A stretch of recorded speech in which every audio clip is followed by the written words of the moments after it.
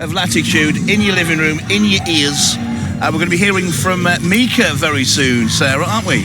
We are. I'm just looking over at the disco yoga's still going on. How many people do you think are watching disco yoga? We're standing on the other side. We've moved. We're on the other side of the bridge now, of the Writers' Bridge. And we're standing just by the lake where people have been swimming and a gondola has been going past. Lovely. And so we're kind of getting a view of the disco yoga. That is hundreds of people. We've just seen probably the biggest conga line we've ever seen. I was going to say, if there is a world record for the biggest conga ever, I think it's been broken at Latitude this morning. I think you're right. So let me just talk you through it. So we've got the waterfront stage where the disco yoga is going on. Just to the left of that, the big silver Latitude stage. And if I look to my right, just as the gondola goes past, but over on the other side of the water, there's a little gazebo set up. And underneath it, there's a piano, just randomly sitting there on the edge of a wood. All alone. I know, but the thing is, people just walk up to it and start playing. It is incredible. It's quite a sight. And of course, it reminds me of that television programme, The Piano. Yeah, I remember it.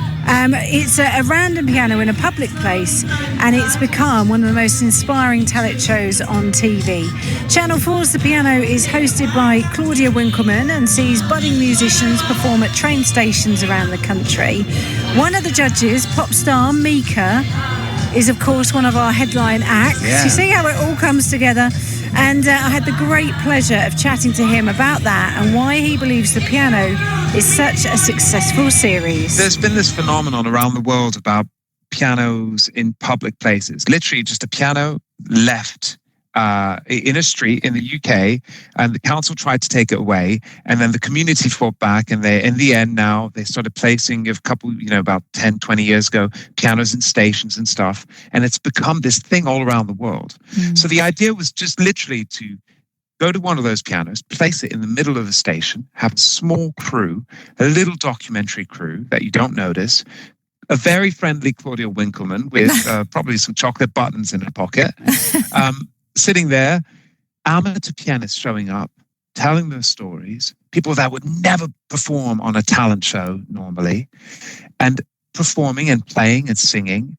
And in the middle of a crazy station, suddenly everything changes and people change, the audience changes, the speed of the human movement changes, the atmosphere changes. It is an incredible show. There are just so many talented people in the UK, and that's the brilliant thing about it, isn't it? That they just sort of turn up and you don't know what they're going to do. You don't know what they're going to do and you can never guess. That's what's so great. It challenges preconceptions, even preconceptions that we all have about music. I started the piano really young. I was 8 years old. I had been kicked out of school. And I actually had a really hard time for many reasons, including bullying. And I stopped talking. But once I started playing the piano, I had another way of communicating. So that was my personal story. But then fast forward, and I was at music college, and I wanted to write pop songs. But I was studying opera and classical music, and I was too. That was there was a snobism about pop songs. Yeah. And then I would go and I would go to gigs and stuff, and there was a snobism about classical music.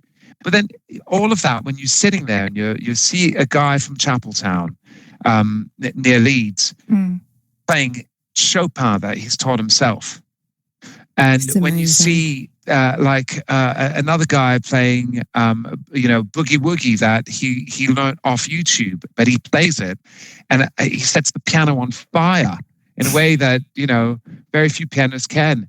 And he's a mechanic, and he comes in his lunch break, and he's still got grease on his hands. It challenges the preconceptions that we all have about what music is, who's supposed to play what, and why. Do you know what I love as well is the reactions from the crowds? Because as you say, people understandably stop and watch, and it's their reactions, isn't it, as well, that are so beautiful to see. That's it. I mean, that when people are sitting there, standing there, or even sitting on the floor, and if they are moved by a musical performance, because they can't hear the interview. That's something that's really interesting. It's not broadcast. It's not amplified. They just hear the music.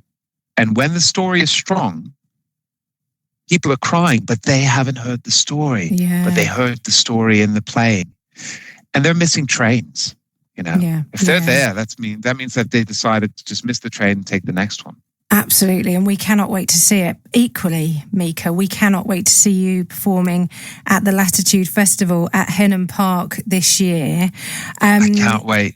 Oh, it's so exciting. What can you tell us about that? Can you tell us anything? Can you tell us what we've got to look forward to? Well, you know, I'm not doing too many in the UK this year because I'm going to be releasing new music this year. So I won't do more next year. So I've chosen Latitude. I'm doing Leeds as well, Millennium Square. And I love the artists that are coming on afterwards, the artists that are before, Alison Moyet, Elbow. And it was like, do I just pare it back? And then I said, no. I said, let's bring it. Let's bring the psychedelic show. Let's bring the psychedelic show from the arenas and from, you know, let's bring this beautiful kind of kooky show that we've been developing and go for it. And I think Latitude will be able to appreciate all the madness that's in the show. So that's all I'm going to say. Sometimes it takes a little bit of a shot of courage before you step out on a festival stage with such a crazy show. But I think if there's one festival that can handle this show in all its colors, it's probably Latitude. And you've been before, and you say it's because it's such an eclectic mix. Is that what you love about it? Yeah, and also it's just like there's little nooks and crannies. You know, you can go lose yourself in the forest. I hope that that atmosphere is still what it used to be. It's just like it's kind of quite fairy tale-ish in the best way. But if you want to rock out, you can. That's good. Oh, well, I can promise you the atmosphere is still as it was the last time you were there. It's fantastic. And we cannot wait to see you at Latitude. So we'll really look forward to it. Thank you so much. I can't wait. That was Mika chatting to me. And of course, he plays the Obelisk Arena tomorrow at 6 o'clock. He said, is the atmosphere everything it used to be? Well, and more. It's amazing. It's just such a beautiful morning here at Latitude, isn't it? All these people, smiling faces. It's just wonderful. Everyone's in a good mood. Everybody is in a good mood. I wish everyone could feel like this all the time. It's just if you do come here, it's a real sense of escapism. You're getting away from it all. It's like a secret world, a secret kingdom for a weekend, isn't it? Yeah, and people do things they wouldn't normally do, like dance yoga on a bridge. Yeah. And it's amazing. You know, this is a treat, you know, for a lot of people. They save up for this all year, don't they, to bring the family here. It's quite funny because on my walk in today, I heard one of the security guys saying, do you know how much? I was talking to someone, do you know how much it costs? I could take my family away on an all-inclusive for 2 weeks. You're missing the point. Yeah. You're missing the point. Latitude is special. It is special. And shall we play some more music? Because we've just been chatting to him and he's playing the Obelisk Arena tomorrow, why don't we have a bit of Mika, your favourite one? Let me guess. Is it Big Girls, You Are Beautiful? It is.